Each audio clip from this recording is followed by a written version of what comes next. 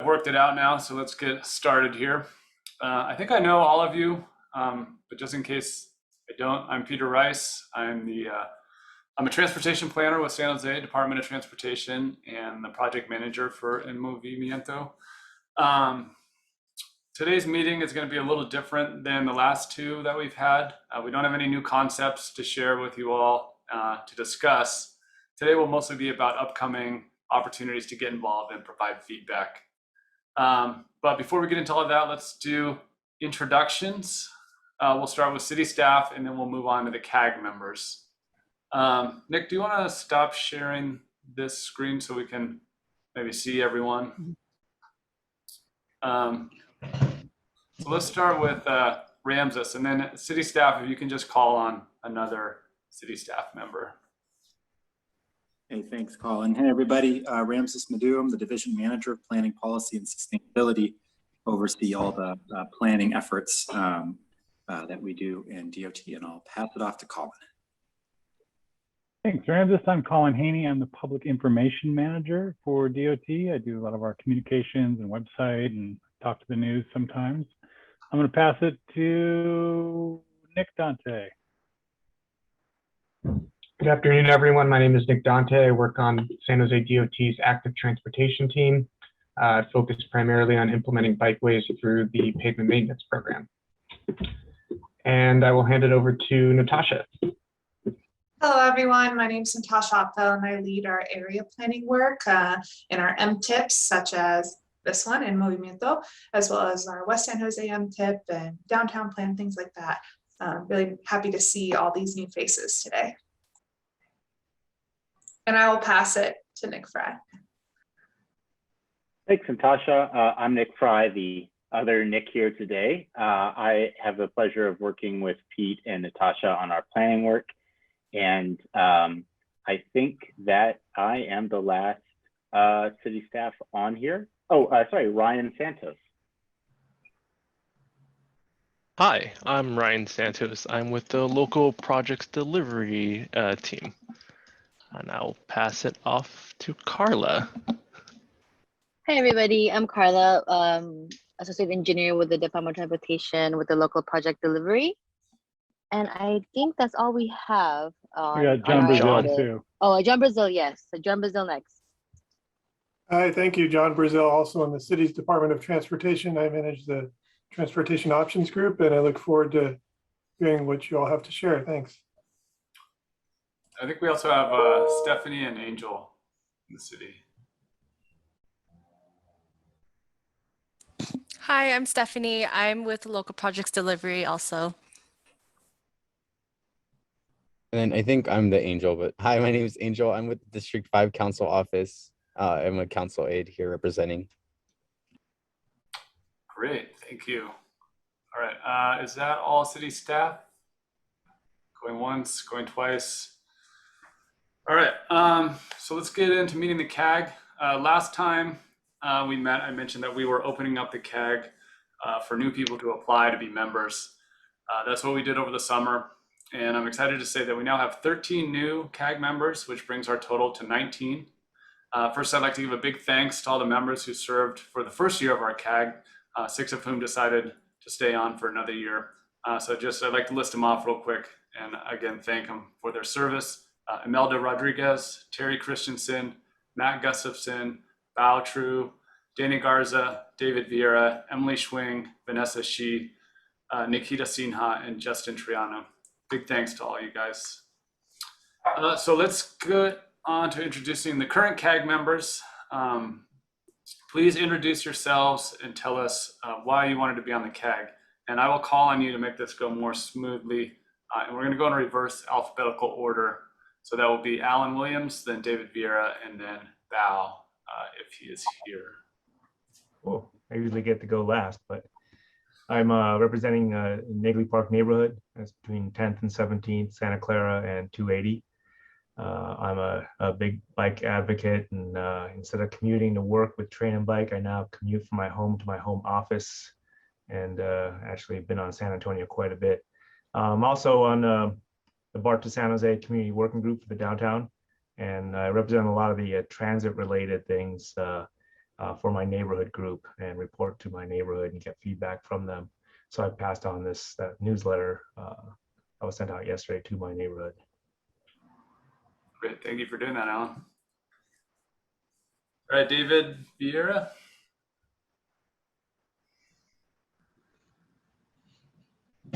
We can't hear you, David.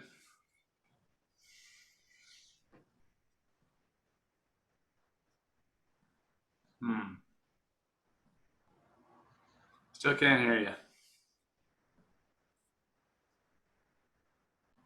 I think everyone knows David anyways, but he's very involved in the community, especially in Little Portugal over there. Former member, or was a member last year as well. Hopefully you get your mic figured out, because I know you have a lot to add to the conversation today. Is Bao here? I didn't see him when I looked through. If not, let's move on to Justin Triano, then Michael Shalabi, and then Tony Romero. Hello, everybody. My name is Justin Triano. Thank you again, Peter, for putting us together, being so organized to get us all here. Really appreciate being a part of this. I'm a native to Eastside San Jose, and I'm part of a group called Community Express. We help communities connect through art and transportation and do studies to find more opportunities like that. We do Sunset 680. It's a pedestrian bridge that does studies around art and community, as well as SJ Roll Call, which is a roller skate advocacy group, as well as I'm part of the CWG for the Little Portugal Part Station. Our focus is heavily on East Side and downtown, so that's really why I'm glad to be a part of here. But also, as growing up in San Jose, I know some of the cultures, I know some of the people, so I just want to make sure that some of that isn't overlooked and just be the voice to. Also, I forgot, we have a bike group called Ride ESSJ, which is probably more the reason why I'm here. So we have a big community of bicyclists that we reach out to that travel the streets a lot as well. So that's a big outreach that we have potential to. So thanks for having us here, Peter. Thanks, Justin. Is Michael here?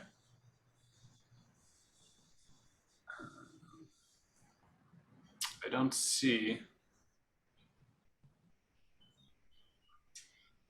Okay, so let's move on to Tony Romero. Is Tony here? I thought I saw him. Hey. Hi, everyone. My name is Tony Romero. I'm a community organizer with Latinos United for New America.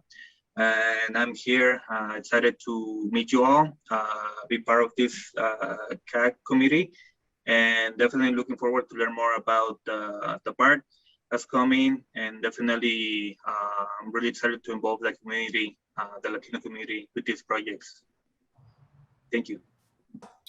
All right, thank you, Tony. So next we have Imelda, then Peter Ortiz, then Jesse Molina. Hi, everyone. Imelda Rodriguez. So I live in the Olinder neighborhood, and I'm also the community director for Communiversity. This project is super important to me because it transverses several neighborhoods of which I work with directly.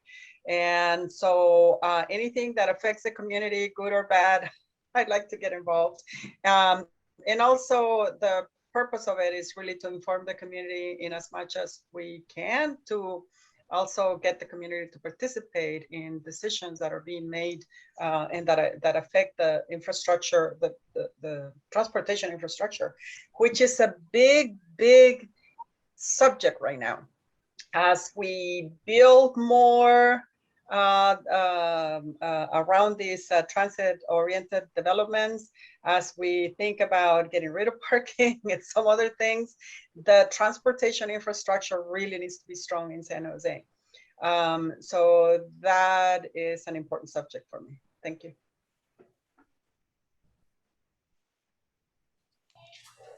All right, thank you, Imelda. Yeah, I guess I lied when I said we were going in reverse alphabetical order. But let's just stick with this list that I have here. So Peter Ortiz, then Jesse Molina, then Helen, then Jeff, then Matt Carnes, then Joan, and I'll keep prompting people when it's their turn. Hello, everyone. Pleasure to be here with you all. My name is Peter Ortiz. I live in the Lindale Story and White neighborhood. I'm a lifelong East San Jose resident and community organizer, mostly focusing on issues of working class communities and small business owners. I'm also the vice president to the Santa Clara County Board of Education, representing East San Jose. So the exact areas that will be covered and discussed by this body. And I'm the public policy advisor for the Alamoc Santa Clara Street Business Association. So I'm hoping to champion the interests of our youth and our small business owners, who both will be heavily impacted by transportation solutions here in East San Jose. Good to be here. All right, thank you. Is Jesse here? I thought I saw him.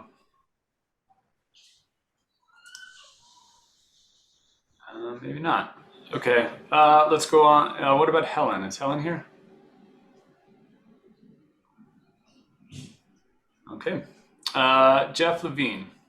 Yeah, hi, I'm Jeff Levine. I'm with the, I'm in Roosevelt Park neighborhood, been associated with the Roosevelt Park Neighborhood Association for years in a variety of roles. And I'm here to, quite frankly, to get into the loop so that we can, so I can share the information as to what's planned for the neighborhood with my neighbors and constituents around here, because a lot of what's been happening has been a surprise and a lot of questions around it.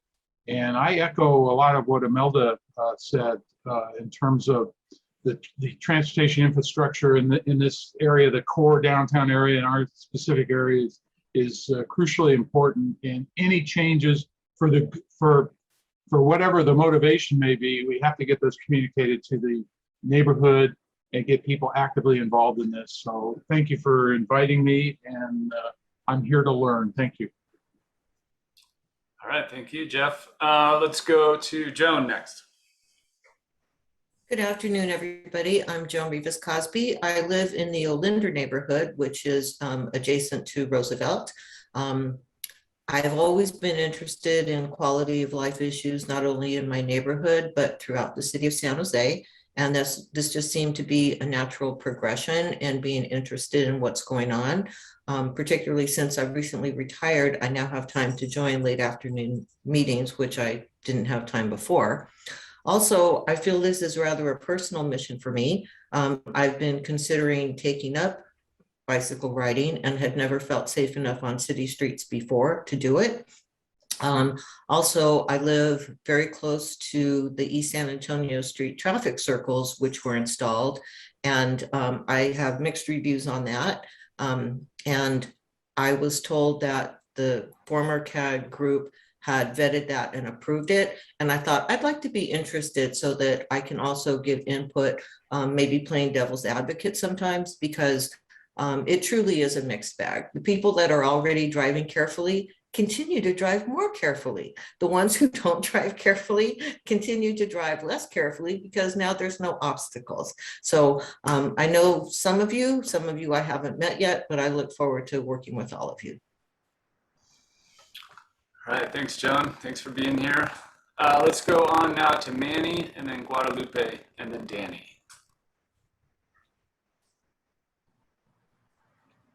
Hey, good afternoon, everybody. Can you hear me? Cool. So my name is Manny, short for Emmanuel. I recently graduated from San Jose State's Urban and Regional Planning Department this last fall. Since then, I've become a science teacher at a rocket ship elementary, and I'm president to nonprofit Cultural Active Transportation Lines San Jose. It's very such a group, which is the very reason why I want to. Man, it sounds like you're breaking up a little bit there, at least for me.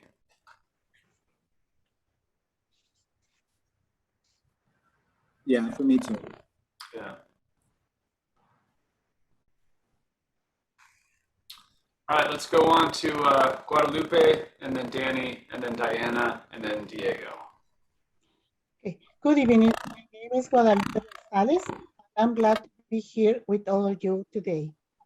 I've been living in San Jose for 45 years, and of those, the last 27 years on the east side of San Jose. I'm retired, After 37 years of working with the Santa Clara County Office of Education for 25 years and 12 years at different hospitals as nurse. I am an activist and community leader for the east side of San Jose.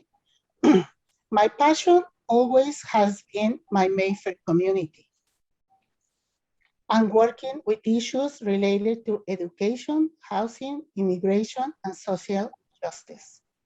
The reason I'm here today is because I want to be the voice for our communities and be a part of the change of what is needed to be done in our different communities. Thank you for your time and for listening to me. All right, thank you, Guadalupe. Danny, you're up. Yeah, my name is Danny Garza, president of the Plata Arroyo Neighborhood Association. Been with that neighborhood association since 1998 when we first started. And before that, in 1974, we started the Enso de Pueblo Neighborhood Association. I sit with Casell, Capitol Park, Arbuckle, and Mayfair. And the reason I went here to this is because, you know, speaking with David and Guadalupe and the other leaders, you know, we have a lot of transportation issues. And so on San Antonio, I've been working and pairing with Guadalupe to address the issues there.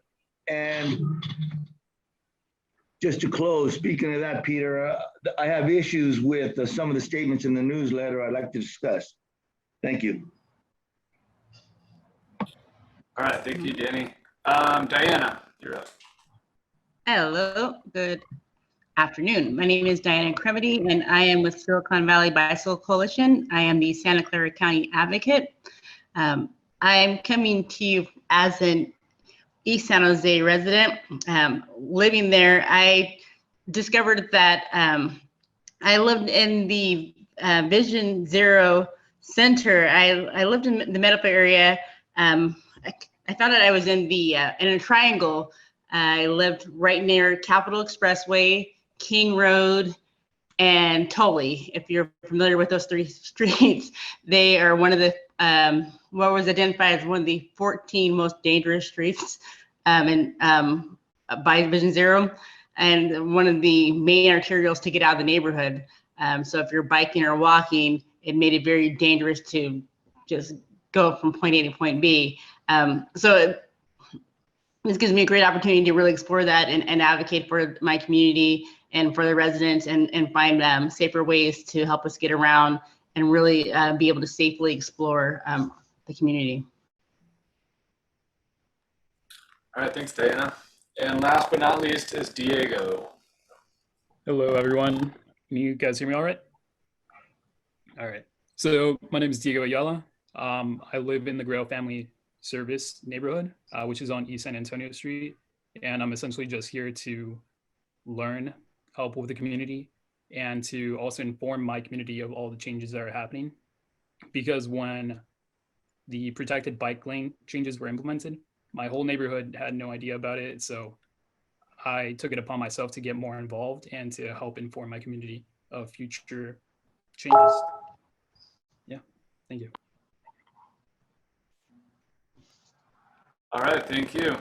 So those are all the CAG members who are here today. Thank you all for agreeing to be on the CAG and for your interest in East San Jose. I think you can see we have a great group of people, very dedicated to the East San Jose community. We are not quite in 100% attendance, but pretty close. Let's go on to the next item in the agenda. That would be the Five Wounds Urban Village Plan update. I see Charla just arrived. Charla, are you ready to present? Hello, Peter. Yes, yes, I am. Good afternoon, everyone. My name is Charla Gomez. I lead the stationary planning team here in the Citywide Planning Division in the city of San Jose. So thanks, Peter, for inviting me to provide an overview of what's coming up in the Five Wounds Urban Village Plan. I'll be very quick, and maybe if you have any more questions, please feel free to to go ahead. So basically, the city will be updating 4 urban village plans, and this is in response to the document that BTA prepared called the BTA Playbook for the 28th Street in Little Portugal. So that's basically 4 urban village plans, which is basically half-mile area radius around the BART station. So we're going to start updating those 4 urban village plans, and basically the process will start in winter next year. We're still early in the early stages of that process, and we're still figuring out all the details and procurement and things like that. But suffice to say, we plan to do massive outreach to the community, and we're reaching out to a lot of the community-based organizations and other leadership in the Five Winds community already. So it's trying to do this earlier. At some point, we plan to have a formal community outreach plan, and we hope to present that actually at the community working group meeting with the Five Winds community later this year. So if somebody's asking about 4 urban villages. So one is Five Winds, the other is 20th Street, Little Portugal. The other ones is 24th Street in Williams, and the other was Roosevelt, if I remember correctly. So those are the 4 urban villages. Part of the scope will be to do analysis, including on the East Santa Clara urban village and Allenbrook. But I'll have the opportunity to tell you a little bit more, but this is specifically related to economic development, business displacement, and housing displacement. But the vast majority of the work is related about updating land use and urban design, because those are capacities that were identified in the TOC playbook that the city worked with BTA to prepare that book. Yeah, that's kind of like the essence of what we're trying to do. So we're happy to answer any questions.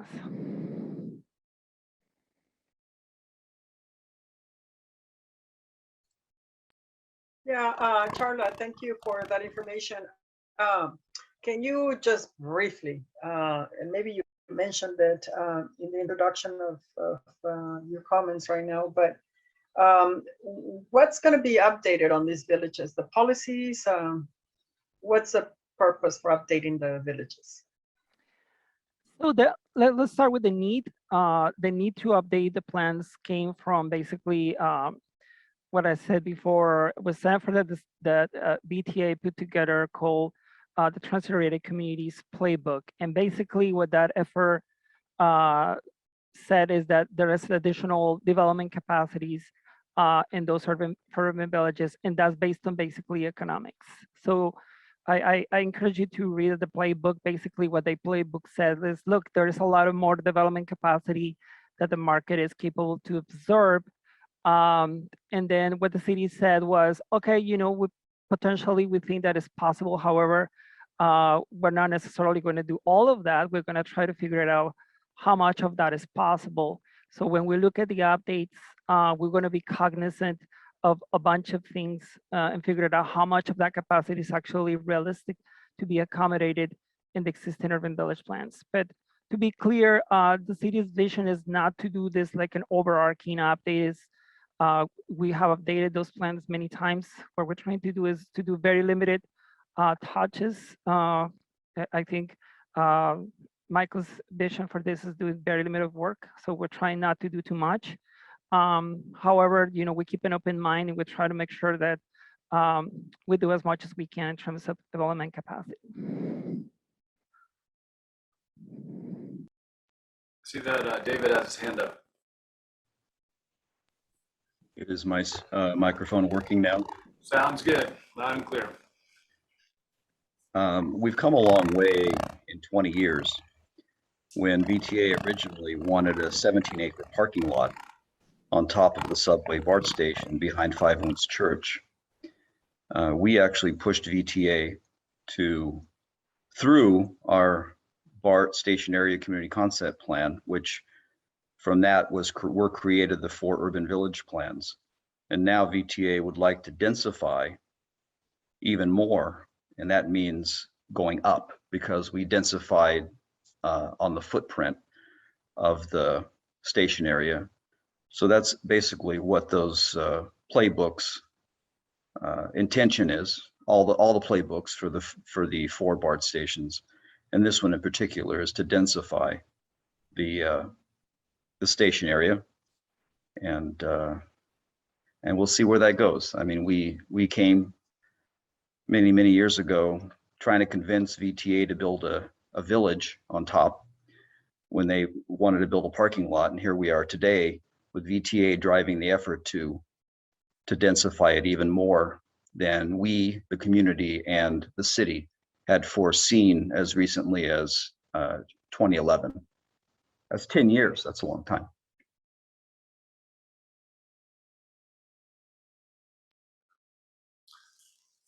Thanks, David. I see that Danny has a question in the chat about the farthest eastern boundary of the update, I assume is what he's asking. I'm sorry, can you repeat the question? Danny is asking, what is the farthest eastern boundary of the planning area?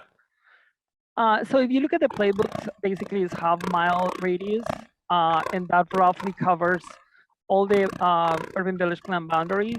I don't think there's an exact coverage. I think that maybe a little portion is outside or inside of that area. But to answer your question, I think is roughly all the urban village plans. So even if not exactly half-mile radius, specifically on the eastern boundary, that's basically that urban village plan. I don't think it's going to go all the way down to Allen Brock or the other side of the freeway. So it's basically it ends on the freeway. So I think I see Danny shaking his head. I think he has a similar question to what Guadalupe asked about updates to the Allen Rock urban village. Well, I'm shaking my head because a community member, a pretty informed community member, is saying that the boundary is King Road, and she's saying it doesn't go past 101. To be honest, I don't remember exactly. I mean, I can try to pull out the map.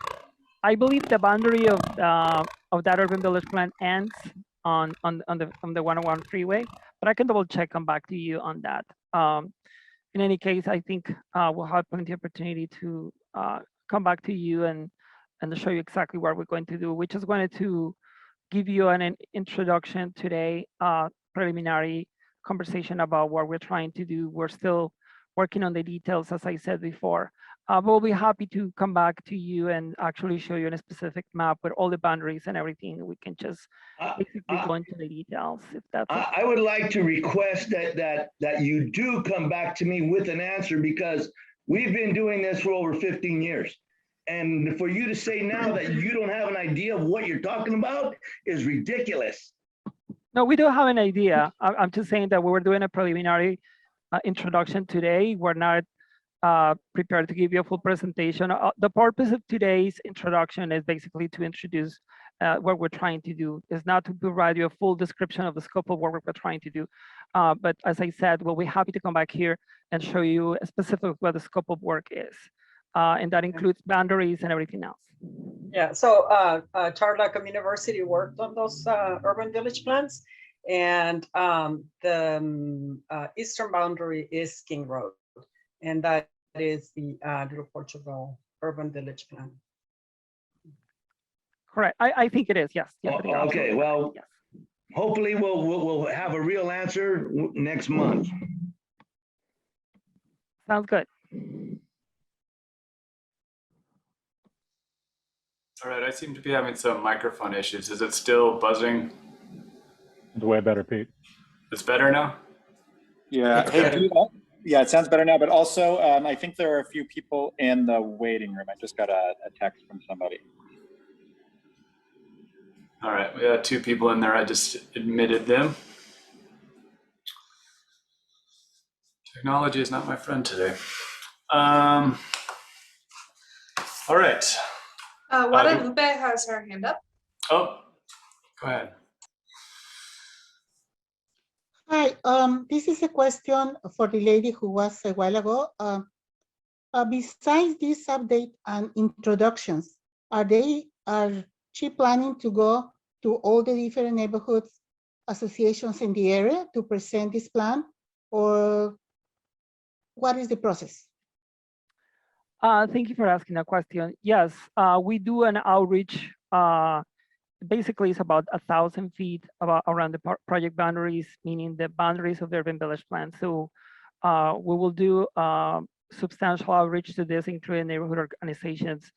In fact, we were thinking bringing a consultant who basically will be dedicated to do the outreach, and that it starts with the process of basically listing everybody who has an interest in this community, not only property owners, but all the neighborhood organizations, and like I said before, community-based organizations, people who represent the community. And in fact, we are reaching out early this year, actually in about a month, to some of those community-based organizations like SEP Collective and others. So we are doing outreach, but to answer your question, yes, we will do that.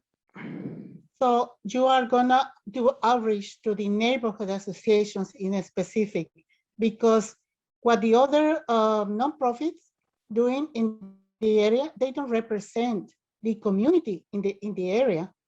Like neighborhood associations, like in this example, the Mayfair NAC and the Mayfair Neighborhood Association, they represent the people in the area. They don't represent any political interest or any other things, only the people, what the people want, what there are the desires, what they wish for. So again, are you planning on doing that? The neighborhood associations. Yes, we will do to a neighborhood association. We'll be doing research. Yes, okay, thank you. You're welcome. I see Imelda has her hand up as well. Still on mute though. Yeah, on the question of outreach to the neighborhoods, so the priority outreach group is going to be those neighborhoods that fall within the urban villages that we're talking about right now. And then, of course, the second priority will be the rest of the population. So, but as a priority, it will be the 4 villages that Charla talked about. So that's pretty much how outreach is done. First, those were the ones that are going to be greatly impacted, and then it's opened up to the rest of the city.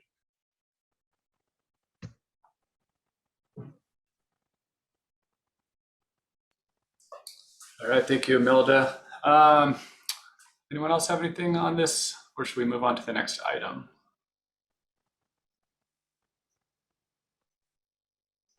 All right, Nick, if you could share the presentation now. I think we're ready to move on to San Antonio, everyone's favorite.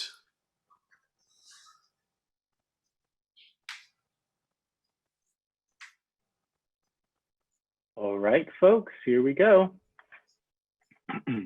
All right, thank you. So the last 2 meetings, we've had pretty lively discussions about San Antonio. So I don't want to spend too much time on it today. I just want to go over some of what we heard, a few updates, and then I'm going to share with you guys a way that you can provide some more feedback. You've already provided a lot of feedback, but we would like some more to help us with our evaluation process. So in the last couple of meetings, we've had a lot of discussions. Like I said, we've heard about drivers having difficulty pulling in and out of driveways and on side streets in the protected bike lane section between Sunset and Sharp. We've heard that some residents do not feel safe crossing at the intersections where we've installed traffic circles and removed stop signs. Throughout the corridor, we've heard that speeding remains an issue. We've heard about some graffiti on the traffic circle signs, some parking compliance issues, and then we've heard some concerns about maintenance of the bike lanes. I think we said last time that we sweep the bike lanes twice a month during the graveyard shift overnight. So you won't see the sweepers out there, but they are going twice a month. That's possibly not enough for what's going on out there. Next slide, Nick. Oh, can you go back one? Yeah, thank you. So since last time, we organized a walk audit of the protected bike lane section of San Antonio Sunset to Sharp with Guadalupe, who is now a CAG member, and Danny. and representatives from Councilmember Carrasco's office and a few other people as well. And we discussed the issues that I just mentioned, especially these sight lines. We have also made some roadway changes since our last meeting. Nick, now you can go to the next slide. We extended the daylighting. So this is what this slide is showing right here. You can see in the picture on the left, this is at Preservation Drive in San Antonio. The parking space went all the way to where the edge of that wall is, almost all the way to the corner. You can see that the daylighting zone to the left of that, it's not nearly as big as it is on the right-hand side. You see we added these soft hit posts and the striping to extend the daylighting all the way to at least the end of the picture, near to where that tree is. So that should give cars pulling out of Preservation Drive a better line of sight for cars that are traveling east. I know there are other locations where people have said they have trouble seeing cars coming, but here's at least one example of a change that can be made. Of course, the trade-off here is you're losing a parking spot there. And then the next change that we've made is on the next slide, Nick, and that is we've added high visibility crosswalks at the intersections with the traffic circles. This is something that was always in our plan to do. So we're happy this is complete now. You can see those crosswalks are a lot brighter and bigger than what was there previously. And for those of you that read the newsletter, I think I said that San Antonio is complete. I forgot about one more change that is coming. This is, it's a new crossing near the Our Lady of Guadalupe Church. It's the site of the future Lower Silver Creek Trail. We don't have a definitive timeline on this because we have to work with the water district and get an encroachment permit. It's a little more of an involved process. I'll likely have an update for you all at our next CAG meeting on that one. So what is next for San Antonio? Can you go to the next slide, Nick? So as I mentioned last time, we are evaluating this project to see if it's living up to our expectations and if it's helping us achieve our transportation goals. And so we have 5 different data sources that we're looking at here: collision data, speed data, multimodal volumes, not just traffic, but also bikes, peds, DOT observations. So I've been out to San Antonio 4 or 5 times already. I've walked, I've ridden my bike, I've driven, pulled in and out of driveways. Of course, we mentioned the walk audit earlier. And then, of course, there's community feedback, and that's where all of you come in. You've already provided a lot of great feedback. I have a collection of emails from residents, a lot of them through the council offices. We're in contact with them quite a bit. And then, of course, we've discussed this project at several CAG meetings. And now we have an additional opportunity for you all to share your insights. We've created a survey. There was a survey that came out last year that was before the project, and now we're doing a post-project survey to see how it's performing. And this is one more opportunity for you all to share how these changes are working out for you. I can share the link in the chat. It's also in the newsletter, and it will be posted on our social media. Let me just share it in here. It only takes it should take less than 10 minutes. That's I can see how long it's been taking people, and the average so far has been 8.5 minutes. So I really appreciate it all. You can fill that out. I know you all have a lot to say about San Antonio. And then this is kind of the purpose of the CAG, is not just getting your opinions, but getting you to share these kind of outreach materials with your neighbors and your friends and your various networks so that we can reach a wider group of people. So once we do the evaluation, we collect all the data and we analyze it. We will issue an evaluation report, which will include any recommendations for changes that we think are necessary. And I'm optimistic that we can get this report out early next year, hopefully by the CAG meeting in January, which don't worry if you don't know the date of it yet, because we haven't scheduled it yet. Yeah, I see that Guadalupe has her hand up. Hi, Peter. Before you keep going, you have a slice of the what the changes you did on preservation. Mm-hmm. And honestly, that doesn't help because the spaces left from preservation to the creek, that's data. Okay, don't. I'll deal with this later when this is done. Okay. I'm not gonna go over the data with you, man. Okay, that's what we ask you to remove because the way you leave it right now, it don't help us. It's the same. It don't help nothing because we have to go to the middle of the street in order to turn. And also the RVs parking in there, they don't let the people or the bicycles to go through the line because they take the whole space. They are like their own front yard. They have things, they have plots, they have chairs. You just name it. So I don't know, I feel frustrated.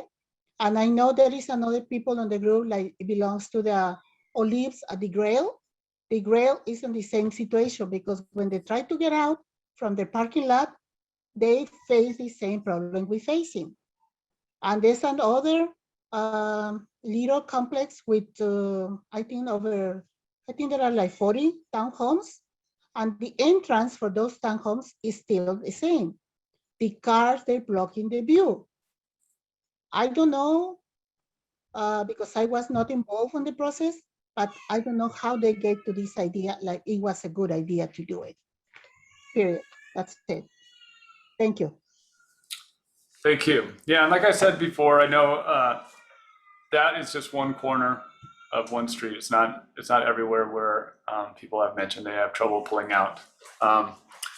So I appreciate you bringing that up again, and please, put that in your survey response. Everyone else who feels the same or has other takes on the road, please put it in the survey response. It counts here as well. It's not like I'm discarding what you're saying, but it would be helpful to put it in the survey as well. Does anyone else have anything? I see Danny is clapping. Is that for me? Yeah, you know what? I'm computer illiterate. So, me too, apparently. So just to support Guadalupe and what she said, I guess Diego pointed out that whatever outreach was done was lacking.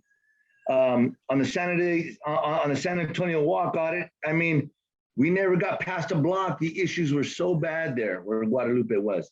We only walked one block west, and that's where everything terminated. That took about an hour and 15 minutes. So the San Antonio walk is lacking. The bike lane issue was already discussed. I mean, they may need to be moved back to the outside. I don't care how safe they are now, they're not working. So that means that they're ineffective, and we wasted our tax dollars on that. When you say, Danny, when yes. you say they're not working, I'm talking about, like Guadalupe says, they have their utilities out there, their tables and chairs, and it's kind of unsafe to ride through there sometimes. Until it's 100%, well, it's never going to be 100% safe because nothing ever is 100%. But that needs to be really thought out again. The word final on the paving issue, on the paving section, I kind of don't like that word final because, again, nothing's 100%. Are you referring to the newsletter there? Yes. Oh, yes. All of them. Oh, yeah. Yeah. Got it. Thank you. All right. Thank you. All right. I see. Can I also add a little bit of input as well? Sure. So I would say about the last 3 Sundays have been extremely bad. Now with the Guadalupe Church being open again, there's a bunch of traffic everywhere. People are very, I guess, impatient when it comes to trying to find parking, and they just kind of like give up midway through and just park where the bike lanes are at. I've already submitted multiple emails as well of this being a recurring issue. People just don't really seem to respect the bike lanes anymore. They get impatient and they just want to go to church. Although they're there for like a couple of hours, people kind of follow that as, how would you say, like kind of a sheep effect, but not, it's just they follow that because they see one example of it and they think it's okay. And it's just a reoccurring factor. Sure. Thanks, Diego. Yeah, we did see a picture of a truck blocking the bike lane, and that I think it was probably from your email. We were told that was on a Sunday during church service. Okay, I see Joan and then Peter. And Guadalupe, you used to have your hand raised. Do you have another comment after? No, I'm sorry. I forget to put it down. Sorry. No problem. No problem. Go ahead, Joan. I just wanted to make a comment that it seems like we're taking up a lot of staff time with individual examples of what may or may not be working. And if I heard you right earlier, Peter, that DOT has already done walkthroughs and that the report will be ready about the same time as the CAG meets again in January, is that right? That's what I'm shooting for, yeah. Okay, well, another thing is shortly after the traffic circles were installed here between 17th and 24th on East San Antonio, I had brought this up in a community conversation that Councilmember Perales hosts for residents because it totally took me by surprise. And I don't want to devolve into talking about that specific thing since I just said, let's not go into that. But what he had said at the time, that if people feel that it isn't working, that a study can be done, which would take about 6 months. So has any kind of a study been done other than the DOT walkthroughs to determine whether the traffic circles are really having their intended effect? So that's part of the evaluation that I talked about. That's what Councilmember Perales was referring to as well. We haven't gotten the speed data. So speed is the major issue with the traffic circles. Are they slowing down cars as we intended them to? We will be ordering the speed data within the next couple weeks, and that will be part of the report to see if they are functioning as we hope they would. Okay, so does that... The short answer is it's not ready yet, but that will be part of the report. So does gathering the speed data entail putting those little wires across that measure, as they hit? Will there be two so that you can tell kind of more accurately how they're? Yeah. Okay. We actually hire consultants to do the speed collection, and I'm not totally familiar with how they do it. So I can't speak to that. Maybe I don't know if anyone else on the call from the city has a better sense of how we would collect speed data through the traffic circles. Yeah, share it. It would be dependent on which contractor gets that, but some of them do it through cameras. Some of them will use we'll have someone out there with a speed gun. Some of them will do it with wires that run across the street. So it'll be one of those. But all of they'll help us decide which one is the most accurate for the situation we'll be recording in. We'll make sure we use the best one. Thanks, Ramses. All right, Peter Ortiz. Great. Thank you, Peter. I have a question in regards to the portion of San Antonio in Gateway East. So essentially from King Road to the overpass as you enter into District 3. Is there any proposed projects? I didn't see that in the material that was provided for this meeting, but is there any proposed projects to reduce speed in those areas? Because I think in that specific portion of the San Antonio corridor, there's a lot of houses directly on the street, right? A lot of kids play in that area. And I didn't see any form of whether it's speed circles, people treat that as a highway right there in that area. So I just wanted to see if this is something that was discussed in a previous meeting, please just refer me to those documents and I'm happy to review it. Yeah, so there's nothing new planned for San Antonio at this time. We're going to issue the evaluation report, and that may include some recommended changes to that section. I share some of your concerns there. I think that the stretch between King and 24th is a really difficult one to get right. I mean, you have a community that needs that parking. It's not wide enough for bike lanes. So we're really kind of, and there's not there's not the four-way intersections where you can do a traditional traffic circle. So it's challenging. We didn't have much included in this iteration except for the protected bike lanes over the bridge and sort of around those two intersections on either side. Those are some improvements, but I think hopefully in future iterations we'll get more on there. And then I see Natasha has her hand raised. Yeah, I just wanted to quickly add, since so many of you are new to this group, and just refreshing the group, that the East San Jose Multimodal Transportation Improvement Plan is just the start of our planning process in these areas. All the feedback we're getting about San Antonio today is going into kind of what does San Antonio look like 20 years from now. We are constantly looking for funding opportunities to make the street safer, to calm traffic more, and we're exploring, all the data we get from this iteration will inform how do we make those traffic circles better? Do we change the traffic circles entirely? Do we add more hardscape and concrete instead of plastic posts? So this is going to be a living project, and that's why we're so excited to have so many people in this CAG, is because you guys are the kind of first line of folks that we're going to be going to when we have these new funding opportunities, these new designs, these things pop up all the time as far as grants go. So you guys will be hearing about San Antonio for a while, but this is just the first treatment with paint and posts and a limited budget. So we're really excited to keep working on it with you. Thanks, Natasha. Yeah, one more reason to agree with Danny there about the street is not finished. And also just one more thing for Peter's question. You will hear later on about we're doing 7 bike boulevards, one of which is 33rd Street, and that intersects right there at San Antonio in that area you're talking about. So that's a potential project where we could see some changes to that area.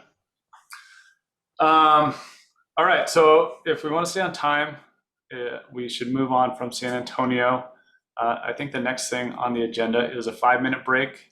I'm gonna go feed my dog, and then we'll be back here at 2 minutes after 5, and we'll continue on with St. John.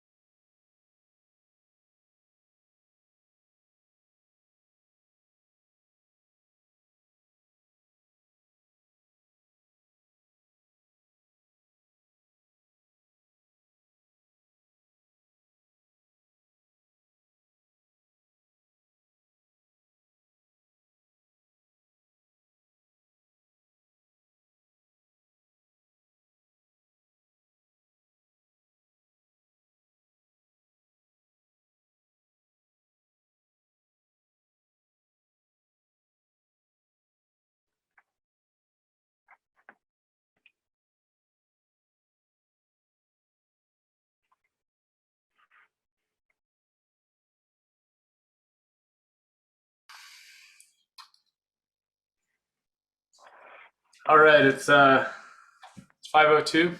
Hopefully that was enough break for everyone. Let's move on to the next topic, which is our St. John update. Nick, this is your section. Thanks, Pete, and thanks, folks, for sticking with us. So it's really exciting to be able to share some progress with folks and a project that we were able to go ahead and go out and stripe. Compared to San Antonio, this is a little bit more of a low-key project. This is something that we worked with other members of DOT to coordinate with the resurfacing of the street. So folks, if you've been out there to St. John recently, and this is on the west side of Coyote Creek, you'll notice new refreshed asphalt out there and some new lane markings. So as I mentioned, the major thing that we did out there was really looking at the striping, and this was completed in January. So a couple of things that I wanted to highlight for folks. One of the big differences that we'll see are the high visibility crosswalks. And so these are these white continental crosswalks that you see here. That's really to help drivers to know and to understand that there are pedestrians crossing here. And again, to get people to really kind of focus as they're moving through the intersection. Also, here you can see on the left-hand picture, a new crossing at 16th Street. So we actually had curb ramps on either side of the street, but there wasn't a marked crosswalk there. So that's something that was added as well. Another addition here are an example of a painted safety zone. You can see them to a larger extent on other intersections. Here you can see down here, I believe that is 15th Street. And basically what that is a hash marking that helps to tell drivers to make a little bit of a wider turn away from the crosswalk area, again, to make that a little bit safer. Additionally, we added edge lines here, as you can see, to again help delineate what is the shared space of the roadway, which is for bikes and cars, versus the parking spaces to the side there. And again, help to kind of define where folks should be riding and driving. Also, we added center lines here approaching the intersections, again, to really focus drivers and help them know where they should be in terms of using the road to make it a little bit safer for all users. And then finally, of course, our big, bright bike boulevard stencils, again, to cue drivers into the presence of bikes. So I'm going to take a second here to pause and just see if there's any kind of high-level reactions to this, if anybody's had a chance to drive it or ride it or walk it. And generally, if you have any reactions and what you think about this project so far. So this is Danny Garza. I've been through there. The question I have is I'm not understanding as I'm looking at the center picture, why you have the little extra, it looks like a T in the middle here.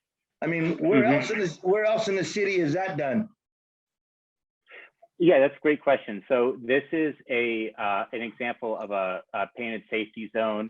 And this is something that we're kind of piloting with this project. And Natasha and Pete, feel free to jump in if there's anything you'd like to add.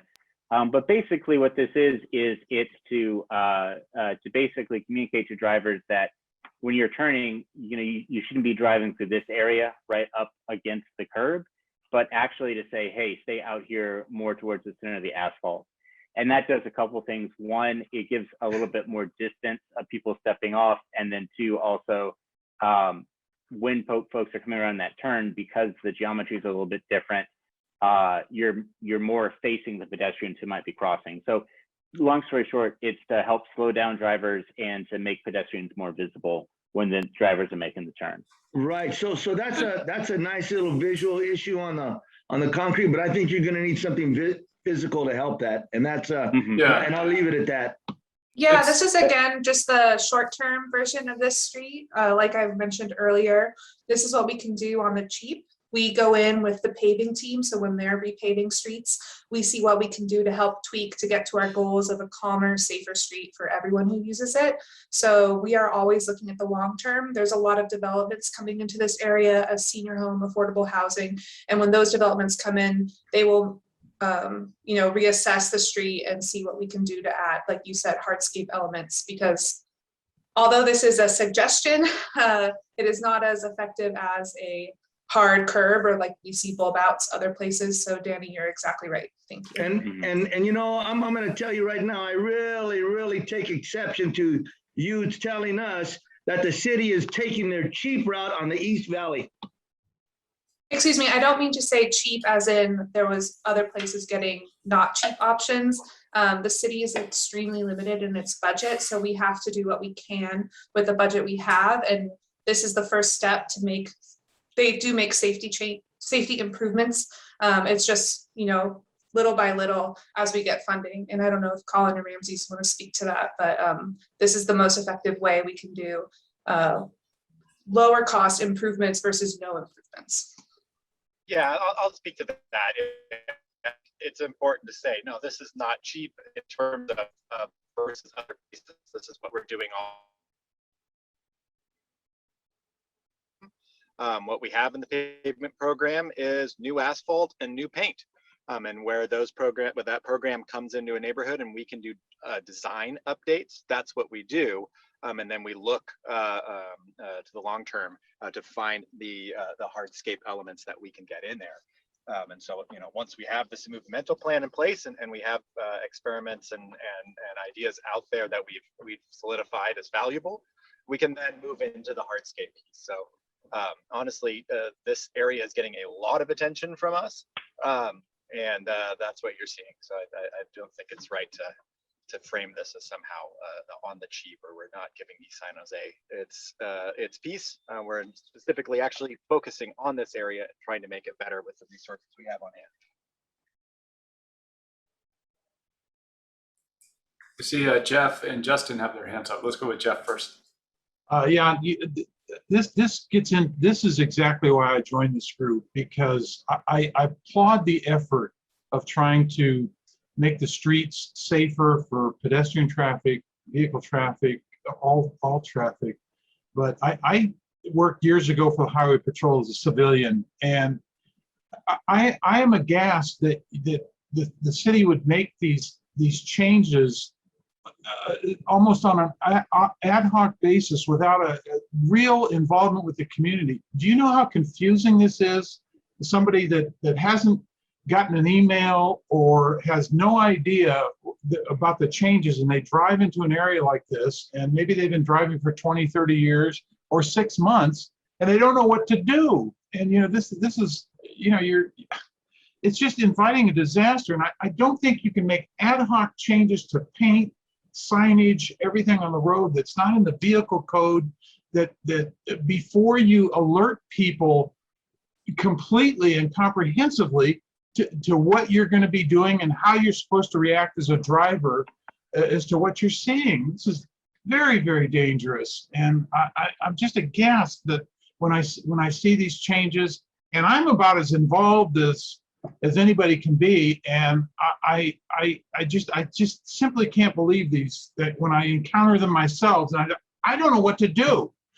I guess I can drive through here, but I'm not sure. So again, I don't want to be a complainer, and I don't want to just be viewed as, oh, he just jumped in here to complain. But you've got a real safety issue here, and it's more than just getting community involvement from people that are normally active in the community. You've got to spend the time and the effort to get the guy who lives at that street and all along that street and all the streets around here to know what's coming and how to react when they're driving or just walking on the road. Thanks. I can speak to that unless Ramses, you would like to. No, it's okay. I mean, I think Jeff's points are well taken, and we're doing our absolute best. We're doing a lot of pre-education, putting signs up, doing our best, honestly, flyering every single house and business on streets when we do changes as much as possible. But on this particular example, I don't understand the level of worry here. We're talking about an easy turn. So I understand you're probably talking about some of the other changes that have gotten under your Well, skin. you know, to be quite honest, just looking at this, I haven't seen this before. And if I encountered this while I'm driving or even walking, I don't know what the hell that means. Does that mean I can, you know, if I'm a pedestrian, that I can walk across, you know, that T, you talked about that T. I've never seen that before. I don't know what that is. So I have to infer, and it's, you know, that's dangerous when you're talking about streets with cars and buses and bicycles and scooters and all this, where you do stuff on the fly without, you know, that hasn't been done before. And you expect people to instantly understand how to react to that. Yeah, well, yeah, thanks for your thoughts. And you know, we're doing our best. I would not say it's on the fly, and everything we do is most certainly within the bounds of allowed design per the design guidelines by the state and the Fed. So we definitely stay within that. That doesn't mean that it's everything you've seen before, but we're definitely staying within that. But understood, we need to do more education, and we hear you on that. Hi all. If I may jump in, I agree and disagree. I'm more of a do-it-yourself kind of person in terms of going out and painting the line myself if I felt like it was more safer for the community. And that's the kind of stuff that I'm willing to be doing because safety should be the main concern of the community. And obviously, if you see the new line, you might slow down rather than speed up, I'm assuming. Thanks. All right, thank you. Let's go to Justin. Thank you for that. Real quick, shout out to Danny, you know, thanks for speaking up for the East Side and, you know, keeping the city honest. Also, on that behalf, you know, there is this thing that the city is trying to do with this, like, I think this is the wordage that Peter had used with this, like, this quick strike type of thing, where they try to implement things that are easy to get done. As beforehand, a lot of the transportation issues would take years to kind of accomplish, and people would complain and never see any actual change.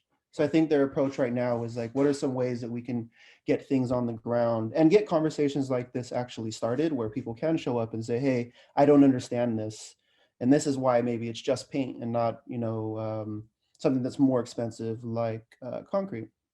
So I do know that, you know, we work with the city a lot for doing that, and they have done a lot of jobs in reaching out to the community. But I also think that's what this group is for us to get out there and talk to the community and have these conversations. So you know, I think the challenge is for us, Jeff, to get out there and make those connections. But also, again, keep the city accountable for that.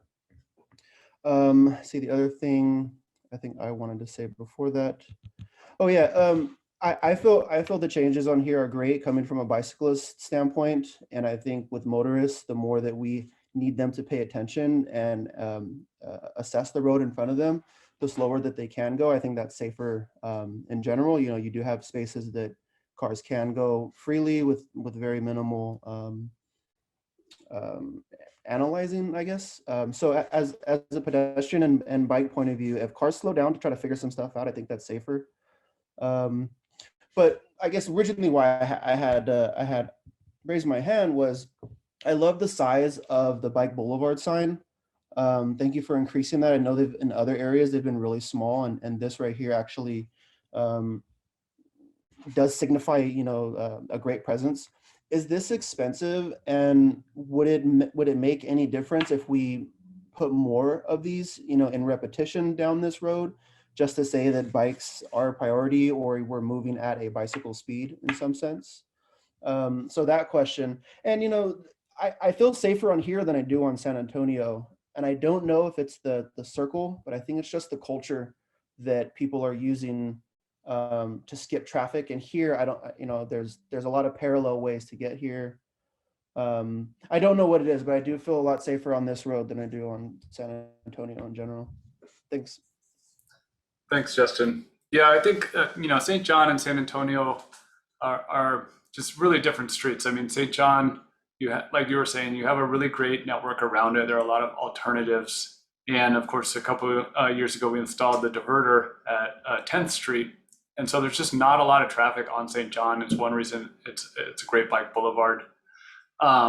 Whereas San Antonio, with 101 and the Creek, there are just not a lot of streets that go all the way through. And so you end up with a situation where everyone is having to use the same roadway, and that makes it more challenging to design a safe roadway for everyone.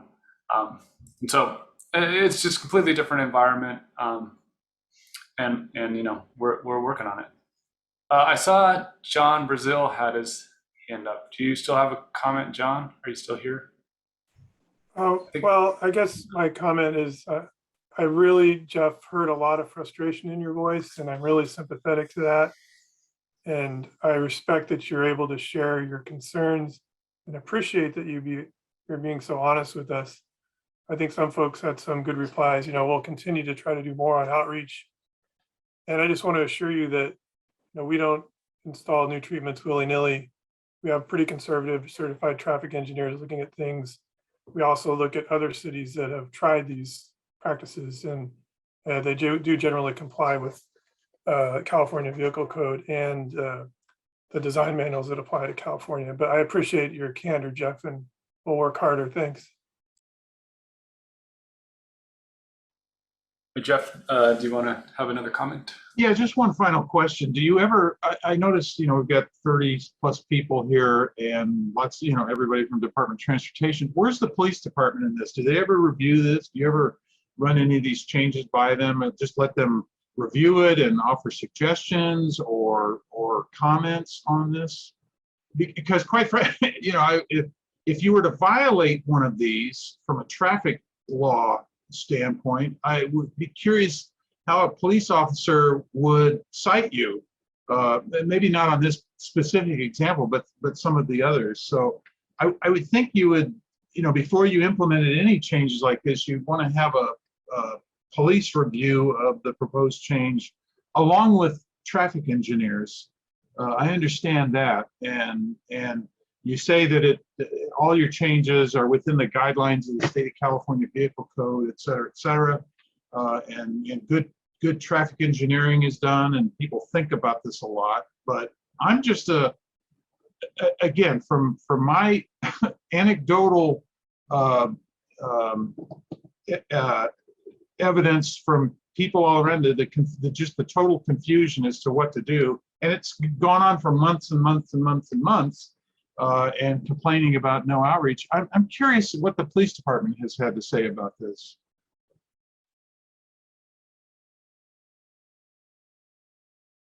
Any comment? So, hey, I can say something quick on that. And the police department doesn't do design review. They don't offer that in general, though we certainly reach out to them when there are important issues that they are interested in. They trust that our engineers do the proper work that they're supposed to. They're legally entrusted, actually, and actually have to get licensed to do this work. And that's how this kind of work is done across the state of California, and I believe across the country as well. So certification of design is done by licensed engineers who carry this out. And when we do need to interface with the police, they're there for it, but they don't generally do a design review. So you don't even pass it by police for any kind of comment. You don't care to do that. It's not that we don't care. It's that that is not say that they don't offer that. And that's, it's not a question of what they offer. It's do you don't reach out to them and say, hey, we're going to be changing the intersections and we're going to be doing this kind of thing. What's your opinion on this? Do you think there'll be any confusion out there among the drivers or the police officers themselves, as to how to drive this with this new change? Yeah, again, that's not how the basic system is set up. Reach out to them when we feel like there are gray issues that they may have input in. but in general street design, they don't have the bandwidth to come into us and do this. I mean, we're doing a lot of this across the city all the time. Ramses, can I add something? This is John. Just to add to what Ramses said, and in addition, you know, we have a history of decades of designing streets, and when there are problems, PD points them out to us, but we haven't historically had problems with our design under the system that Ramses described. So if we were building lots of projects and our system of not running everything by PD had become a problem, we would have said we need to revise the system, but we are not experiencing lots of safety or police issues with our process that Ramses described. And you don't see any feedback from the community that this is confusing? Well, I'll share this is my personal opinion on this. I've managed over 100 projects in San Jose, so with a little bit of experience of certain types of projects, usually smaller projects like this, what I experience is a portion of the community says, hey, we like it. A portion of the community says, we don't care, we don't have an opinion. And the portion of the community says, at the beginning, this is really confusing. I'm having to slow down and pay more attention. And that portion of the community that says this is confusing, I'm having to slow down and pay more attention, after 6 to 12 months says, I figured it out after slowing down and paying attention, and now it's working for me. So it is frustrating at first. Change can be difficult, and we're open to the community telling us how we can do it better. And also in my experience, after people adjust to things, it's like, oh yeah, I get it now. But we do want to keep hearing from you about how we can do it better. And that's why I really appreciate, Jeff, all of your feedback. We're getting off schedule here, so I'd like to keep us moving on to the next topic. That would be McLaughlin. All right, and Jeff, and I think you'll be interested in this part as well. So last time we were here, I shared with you all our McLaughlin concept. It was our second CAG meeting where we discussed McLaughlin. So we're now moving from the conceptual plans into geometric designs. Those are the more detailed CAD drawings that you may have seen before. Those should be ready next month. In the meantime, I've created an online meeting for this project. This is something we developed last year. What you're seeing here on the right side of the screen is a screenshot of the Move San Jose website where you can find the McLaughlin effort. And so, like I was saying, this is something we developed last year at the beginning of the pandemic because we can't do in-person meetings. It's one more engagement tool, one more way to share information and get feedback.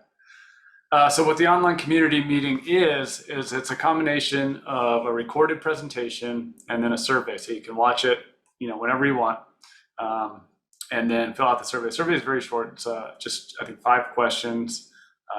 What do you like about the design? What do you not like? What would you change? That kind of thing. I shared the link in the newsletter. Hopefully some of you have watched it. I will share the link again here in the chat. So that will take you to the effort. You can read the project summary. You can watch the video. I'm sure most of you are at least somewhat familiar with this project from our previous meetings. And then again, what I'm asking of you all is not just to watch the video and fill out the survey, but also to share it with your networks. That's one of the points of the CAG, like I was saying earlier. Video is only 7.5 minutes, so it's not too much to get some feedback from you all. And then the last thing about McLaughlin is I would like to offer the chance to meet in an online setting with some of the neighborhood groups. Jeff, I have this in my notes here. I figured you and the Roosevelt Park Neighborhood Association would probably be interested in this project or discussing this project. I'd be happy to meet with you. Same with the Olinder Neighborhood Association. I don't, if Imelda is still here, I believe she was part of that. And then also McKinley Bonita. We've already met with the principal of McKinley Elementary. Probably be talking to him again soon. But are there any other groups who are interested in meeting about the McLaughlin project? Yeah, so there is a neighborhood association, the McKinley Bonita Neighborhood Association. So if you can, I think you're in contact with them because they told me they had attended some kind of a meeting with you, the Darío and Mona Lerma, and also what's her name, Consuelo de la Torre. But if you don't have those contact names, I can send them to you. Yeah, I know we have so- Consuelo. And I saw Mario is listed as a contact. Yeah, and Mario, as well. yeah. So because of COVID, they haven't had any neighborhood association meetings, but they do communicate with the residents in that area through email and Facebook. Great, great. Okay. So I will follow up with them, and I'll follow up with you, Imelda. And then is Jeff still here? Or did he? I think he left for the part where I wanted to include him. I'll follow up with Jeff offline and get in touch with the Roosevelt Park Neighborhood Association. And I think you'll see in the next section, Natasha's going to share about the MTC Quick Strike Grant. And I think there's some overlap there. Definitely, these streets are close to McLaughlin and in the same neighborhood, so we can probably do a joint meeting where we talk about McLaughlin and then talk about some of the other corridors. So please watch the video, take the survey, and share it. And thanks in advance for all your feedback. Let's go on now to the next portion of the presentation. That is the Quick Strike projects. Is there a slide before this one? There we go. And Hi, Natasha, everybody. take it away. So again, in the East San Jose MTIP design process and community outreach process, we heard that there was such a need for slowing down traffic in East San Jose, that a lot of people were speeding, helping out with cut through traffic. A lot of people are trying to get off of the busier corridors and cut through to go a little faster. Again, adding to that speeding, and a lot of desire for better bike facilities, calmer bikeable streets, and safer pedestrian streets, safer ways to walk around.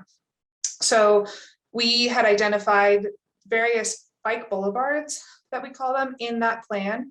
And a funding opportunity arose recently from the Metropolitan Transportation Commission. That is our Bay Area-wide transportation funder and governing body. And we applied for money to make these things happen. And we were awarded $1.4 million for design and construction of 7 bike boulevards that were in the Movimiento plan. This was super exciting. This is some of the largest amount of projects that are able to be funded from Movimiento in a little bit. And one catch, though, is that projects must be shovel ready within a year. So we do have a quicker timeline than usual. But what's good is we have done a little bit of work already synthesizing the outreach from Movimiento to inform some of the beginnings of the plan. And we're really excited to work with you to make it happen. So next slide. So here is a map, I hope everyone can see, of the Quick Strike project locations. 21st Street is the furthest west. Then we have William, a piece of, oh, thank you for moving the cursor. Then we have Bonita, 28th, 33rd, Camerer, Sunset, Jose Gutierrez, Scharf, and Doburn.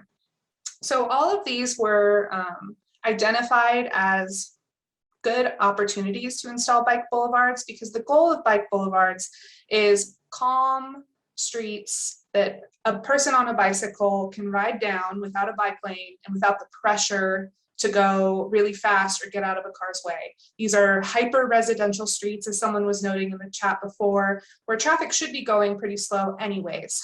The ideal speeds are under 25 miles an hour, which is the posted speed limit, ideally around that 20 mile per hour walk mark, so that anyone using the street, a person bicycling, a kid whose ball fell into the middle of the street, the driver's going slow enough to respond to safety concerns, things like that. You can move to the next slide.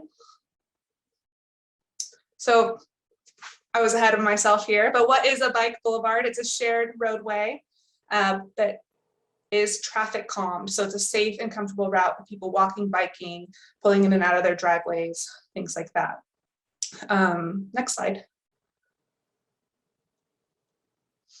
And then, you know, there's a lot of creative room for how we get traffic speeds down.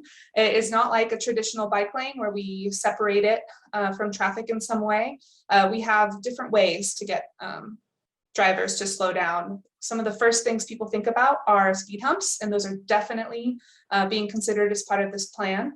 But other things that are being considered are things like diverters. So on this screen, you'll see one example of a way that a diverter works. If you've driven through Negley Park, there are a lot there. One on St. John, like we were explaining earlier on 10th. These are just barriers we put in the street that allow some traffic and not vehicle traffic or only local traffic.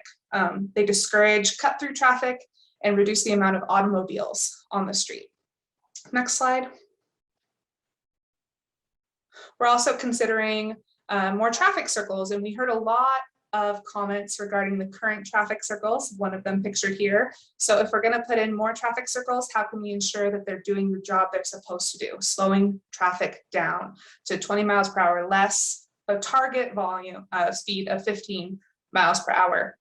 These do reduce dangerous collision types. The most dangerous collision type is T-boning. When these are working the way they're supposed to, it's impossible to T-bone someone. You are entering at a curve, you are entering at an angle that where you see people crossing the street more easily, and you're reducing the speed, so the severity of that crash is lowered. We are learning from San Antonio and different traffic circles around the city. So any traffic circles we add as part of this effort will be better than the ones that are currently in there now, and be created with lessons learned from the current traffic circles. Next slide. If it was possible, could we add some like flower potting or some kind of beautification? Like, as I've seen other, and I can add this in survey notes or whatever, but I've seen other traffic circles. There's a lot of walkway there, so I think if we added maybe like a fountain or something nice, it would activate more activity, and not so basic like that. That's too basic. Thanks. Yeah, no, that's a great point, Manny. Thank you for sharing that. We have Justin Triano, an action item from last time. When we're exploring these traffic circles, what kind of, if we're still using these quick build, lower cost materials, how can we still make sure they're pretty? So adding flower pots, adding public art, adding, you know, we need to talk about it more. So we're really open to talking about that. Also working with the neighbors to make sure that they are around and open to stewarding it, because we all know that the flower pots will need tending to. If there's community art, we want to make sure it doesn't get tagged up, and the neighbors helping us out with that would be helpful, but we are exploring that. Thank you. Next, and if you have any ideas, we can be in touch now that I have your email to work on that a little more. Other things that we can consider, again, this is like a menu of options. They can be done in combination, they can be done on their own. We have chicanes, which is basically a fancy way of saying different types of treatments to the street to get cars to move kind of in a wavy pattern. This slows people down. We know that straightaways really encourage speeding. So how can we put things in the street to get people to think a little bit more about where they're going, slow down a little bit, cut that line of sight. Next. These other, also the chicanes have opportunities for greening, art, planting, things like that. Some other treatments that we're considering as part of these plans are high visibility crosswalks, boulevards, which are extensions of the corner that really do a lot to improve pedestrian visibility, slow down cars that are turning, and create a shorter distance for people to cross. So if you're using a walker, you don't have to cross 30 feet of crosswalk, maybe it's 15, 20. Also stop signs. Where in the community can we add stop signs that will slow people down? Because sometimes we have 3-4 blocks without a stop sign, and that can encourage speeding. Again, these are all a menu. We're working with our engineers and our consultants right now to take all of these tools and more and see what fits best for which street in the project area, and working with you guys to learn more about what do you like, what do you don't like. We've again heard a lot about traffic circles, so we're very open to experimenting with those, or maybe taking them off the table completely. But this is just the beginning. By next slide. I'm getting ahead of myself again. Here's the timeline and engagement opportunities. So for preliminary designs, we're trying to get, the first ideas, throwing spaghetti at the wall done pretty quick so that people have something to comment on. We will be having our first feedback period kind of late fall, early December. We'll be showing the designs to neighbors that live directly on these streets, council offices, groups like yourselves, neighborhood associations, nonprofits that serve folks in the area to get their feedback. A series of public meetings, both online and hopefully in person. We've been doing some in-person outreach lately, and that's been very fun. Then we'll take all of that commentary back to the designers and say, hey, here's what we heard, you got to switch it up, and get some more detailed designs, more specifics, get more data about it, and present it back to you all in late winter or late January, and then see what you think and move from there. So that is kind of a bird's eye view. See a lot of people ready to ask questions. I'm excited to answer them. Do we have one more slide? Oh, that's the end. So again, this is just the seed has just been planted on this. If you saw a big group of people invest, we were writing this last week with the engineers to take a tour of the neighborhood and see everything so that we're making sure that we're not missing any changes or anything obvious, but open for questions. Danny, I see your hand is up.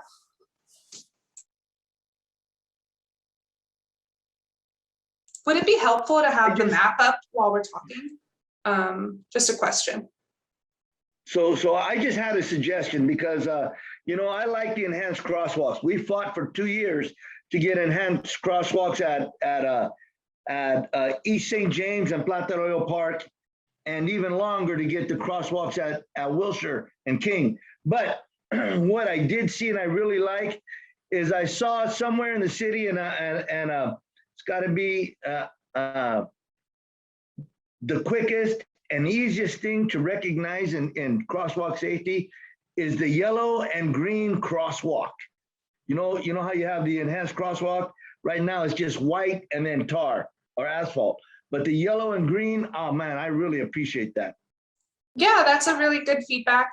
We are looking to how we can make more decorative crosswalks happen. Yellow actually means that's within 500 feet of a school. So that does have some rules around where we can put yellow, but we are working adamantly with our internal engineers and stuff to see what other things we can do, because we know that on the paseos downtown, there's some really pretty blue and white ones, and we'll get back to you on that, Danny. I think that's a great idea. Justin? Yeah, thank you for that. So this is money being used specifically for these green line streets, for these bike boulevards, right? Yes. Okay. And so some of these boulevards are going outside of this blue line. Is the green line where you're, like we have some ideas by Camerer and Sunset Avenue that need some assistance. Does that fall within this frame, or is it only within this blue line?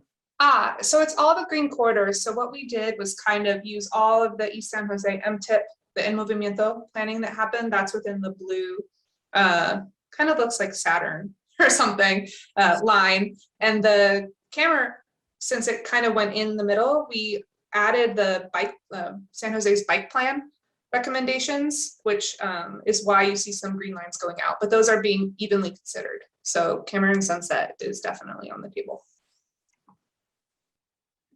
And I guess, what would be, because you're talking about shovel ready, diverting traffic or closing off some streets with these diverters, right? Can you go back to the one that shows the diverter? Yeah. Like we see a lot of that in like the Nagley Park area here. Is that difficult as far as because that's cutting off a whole street. Is that difficult to get? Are you optimistic if we propose that and look through it, is that going to be done shovel ready, I guess? That is going to be the item that is going to take the most community outreach and the most data analysis. So we heard loud and clear through the East San Jose and Movimiento planning process that people wanted diverters, people wanted to be more like Nagley Park. But we know that wherever we put these, it's going to be really context sensitive and specific, right? We can't just add it without thinking about what it does to the side streets, what it does for connectivity, what it does for people living there. So we would not do this without thorough outreach, thorough analysis, and community buy-in. There are other ways that we could do kind of middle ground treatments where we only allow local traffic. So we add some sort of maybe half diverter or something to discourage cut through traffic, and only the people that live there are able to ride down the street. One more question, I'm sorry. Oh yeah, sure. What rules are in place for this money between each of these bike boulevards? Is it one per, or is it use the money as fit throughout this platform? Right? Do you understand what I'm saying? Is there any restrictions in that sense? Yeah, so there is some wiggle room, but we did apply to have the money not spread evenly, but spread pretty evenly to pay for all 7 projects. If we find that maybe one street is going to cost less than the other, maybe we can shift some money or show that one street was a higher priority and would cost more than the others. We have to work with our funder as each of those situations pops up. So if there's one street you think is going to need more investment than the others, we're happy to talk with you guys and say, like, to make this the best and most effective bike boulevard, it's going to take a little more than maybe this other street, and tell MTC that, and there's wiggle room, but it's more like you have to ask case by case. Then they're not going to tell you you have too much freedom up front. Shout out to everybody else. Anybody want to take a bike ride through all these with me in the next 2-3 weeks? That'd be kind of fun. I would love to come with you, and we can send out an invite to the group. I got like 2 or 3 extra bikes in case anybody needs one. So. Sweet. Any other questions? Again, this is just the beginning. I know it's hard to imagine without designs, but we really wanted to wait to present the designs till we heard more from people and work with the consultants to get something a little more baked than what we usually show. Well. Hey, Natasha, I just wanted to mention, David, it looks like you had some comments, especially on some of the chicanes and some of the other streets. I just want to give you an opportunity to share those with the group if you'd like. Thank you. Sorry. Because of the way my screen is, I can't see the chat. So thanks, Nick.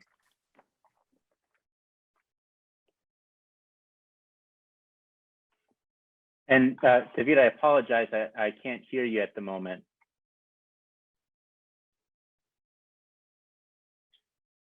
You can't what?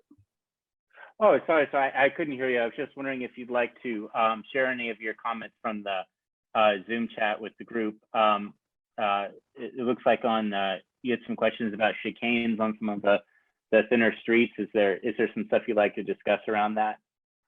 No, just that in our immediate neighborhood, most of the streets are too narrow. I can't envision chicanes working except maybe on 21st, South 21st. That's the widest street we have around here between Highway 101 and 17th. Yeah, thank you for that feedback. The chicane we showed is one of the most built out, beautiful, wide chicanes that we found. But there are also ways to do it. You know, those tiny little parking spots between some driveways that you really want to fit in it, but you just can't, and people end up blocking people's driveways. So those little spots, there are ways that we can design chicanes to make it like thumbprints on the block with plants or bushes, things like that, so that cars will have to zigzag this way, and it doesn't affect, it doesn't need width to go. It's more like setting up a maze, but it's super, again, context sensitive. We have to go out, like Justin was saying, bike every street, walk every street, drive, make sure that all these things fit in the best places possible. So I will say that on our bike ride where we went to all the corridors, some of the engineers were optimistic about doing some sort of, kind of like this island right here at the bottom of the screen on one side of the street around either Bonita or the eastern portion of William, where you have, those are very narrow streets, but you have parking on just one side. So maybe putting an island like this on the side without parking and sort of pinching the roadway down at certain points Obviously, the designs are not finished yet, so we don't know what they'll come up with exactly, but those were some of the ideas that we discussed the other day. Yeah, so Justin's requesting we show the timeline again, and then Guadalupe, you have your hand up. Okay, can you put it back, the slide with the map? Yeah, so we'll go to the map and then we'll talk timeline for Justin.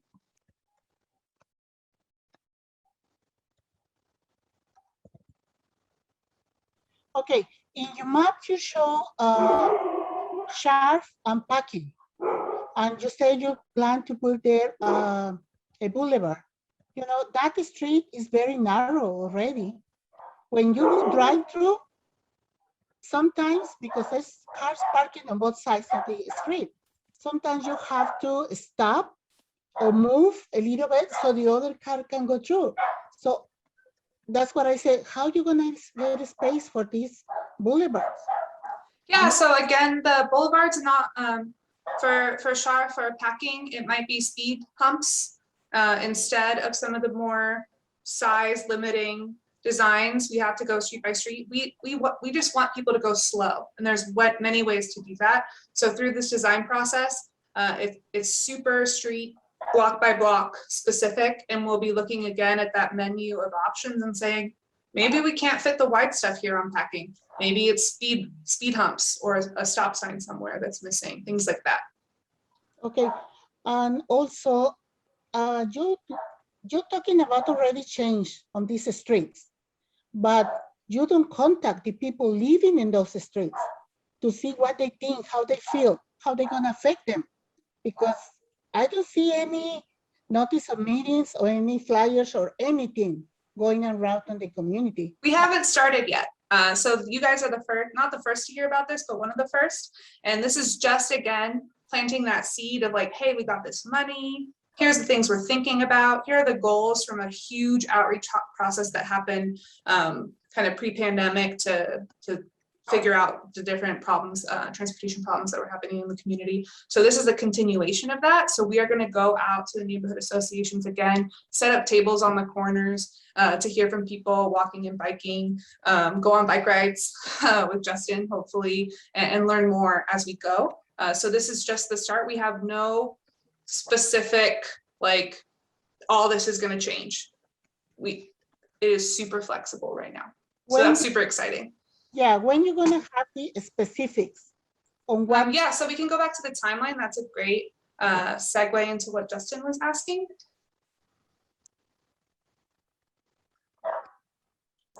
So on mid-October, but probably a little later because, you know, time, pandemic timing, we will get the first ideas from the engineers, kind of what is possible, places like you said, what other issues, things like that. We'll get the first batch of ideas. Then October to December, or even later if we need to, we will be talking with neighborhood groups and showing them all the menu, the options, the suggestions. And people can say, you know, that's not really going to work here. Maybe this thing instead to slow traffic. Maybe this, you know, we'll talk piece by piece. Some people might be interested in all of them. Some people might be interested just on their block. Then we'll have all that feedback and go back to the engineers and say, hey, we heard this, what else can you do? What can you switch around for us? Then in January, we'll get what we call our 65% design, or a little more detail. We'll know just how wide the things are, just how much space they're going to take up. And we'll come back to the community saying like, hey, does this fix the concerns you had? Does this address the problems that you brought up, or does this meet the solutions you wanted? And that will happen in January. And again, all of this is just the beginnings.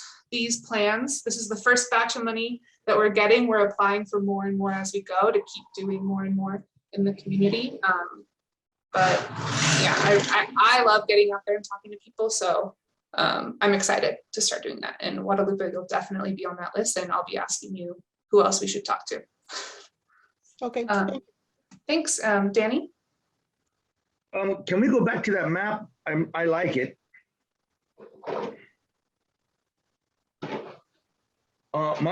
My question is this: you have these boulevards? What is going to be their exact purpose? Because like 33rd Street and Jose Figueres, Bonita, you know, and 21st Street, they're crossing. That main drag is Elm Rock. Elm Rock doesn't have a bike lane. Yeah, so none of these are bike lanes. They're just Okay. residential streets that people reported, and we got data that people are speeding. There's cut through traffic, there are people not yielding to pedestrians, and we, you know, bikes have the, you know, they're allowed by law to be in the street, so we just want to slow them down, make sure that everyone's abiding. But so this is these are streets that were identified as residential, that they don't need, they're not main thoroughfares that people need to, you know, cut through. Also that they might lead to something cool, like 33rd leads to the school right there, the elementary school. It also leads to Silver Creek Trail in the future. 28th will lead to BART in the future. So they provide some connectivity for bikes that might not feel safe on those big streets like Elm Rock to go on the slower, more kind of the calmer streets. Well, again, let me just say that Elm Rock doesn't have a bike lane. So, okay, thanks. Good answer. Thanks. David or David? Yeah, doing 28th. Just giving you a heads up, it's going to have unintended consequences on South 30th. And Pete Rice knows about what I'm talking about. Could also have consequences, obviously, on 26th. But yeah, we don't want to be playing whack-a-mole with these streets. So we're working with our engineers to make sure that if we fix one, it doesn't just shift the problems over. So the insights that you might have already shared with Pete, but we'll be in touch to learn more about what people might think those are, and always be looking for, we work with our neighborhood traffic management group to make sure that any other available traffic calming can be done through there. we've also tried for many years now to get stop signs at least halfway between East San Antonio and East Santa Clara on 30th, 28th, and 26th to try to slow down traffic, which really picks up speed on all three of those streets, 30th, 28th, and 26th.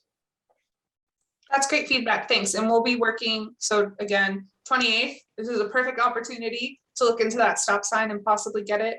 But then working with our other departments that can possibly fund changes on the side streets to make sure that they're hearing the comments too, so that we're not working in silo.